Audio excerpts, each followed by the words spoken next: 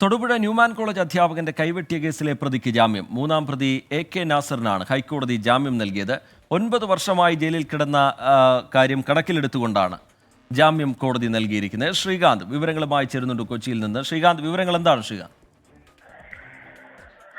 ഈ കൈവെട്ട് കേസുമായി ബന്ധപ്പെട്ട് NIAക്ക് കനത്ത തിരിച്ചടി ഇപ്പോൾ ഹൈക്കോടതിയിൽ നിന്നും വന്നിരിക്കുന്നു. തൊടുപുഴ ന്യൂമാൻ കോളേജ് അധ്യാപകന്റെ കൈവെട്ടിയ കേസിലെ പ്രതിക്ക് ജാമ്യം അനുവദിച്ചിരിക്കുന്നു.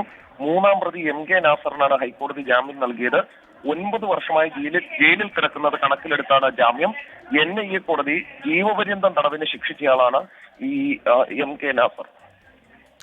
ചെറിയ ശ്രീകാന്ത് വിവരങ്ങൾ നൽകുകയായിരുന്നു. തൊടുപുഴ ന്യൂമാൻ കോളേജ് അധ്യാപകന്റെ കൈവെട്ടിയ കേസിലെ പ്രതിക്ക് ജാമ്യം അനുവദിച്ചിരിക്കുകയാണ് കോടതി. 9 വർഷമായി ജയിലിൽ കിടക്കുന്നു എന്നുള്ള കാര്യം ചൂണ്ടിക്കാട്ടിക്കൊണ്ടാണ് കോടതി തീരുമാനത്തിലേക്ക് എത്തിയിരിക്കുന്നത്.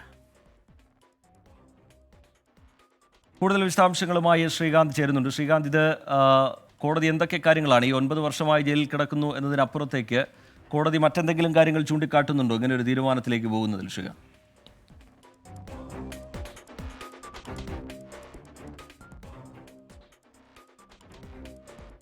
ശ്രീകാന്തിലേക്ക് അല്പസമയത്തിനകം തന്നെ എത്താം. ഇപ്പോൾ ഹൈക്കോടതിയിൽ നിന്ന് പുറത്തു വരുന്ന വിവരം, തൊടുപുഴ ന്യൂമാൻ കോളേജ് അധ്യാപകന്റെ കൈവെട്ടിയ കേസ് വലിയ ചർച്ചയായ കേസാണ്. അതിൽ പ്രതിക്ക് ജാമ്യം അനുവദിച്ചിരിക്കുന്നു ഹൈക്കോടതി എന്നുള്ളതാണ്. മൂന്നാം പ്രതിക്കാണ് ജാമ്യം അനുവദിച്ചിരിക്കുന്നത്. മൂന്നാം പ്രതി MK നാസറിന് ഹൈക്കോടതി ജാമ്യം നൽകിയിരിക്കുന്നു. 9 വർഷമായി അദ്ദേഹം ജയിലിൽ കിടക്കുകയാണ് എന്നുള്ള കാര്യം കണക്കിലെടുത്തുകൊണ്ടാണ് കോടതി ജാമ്യം അനുവദിച്ചിരിക്കുന്നത്.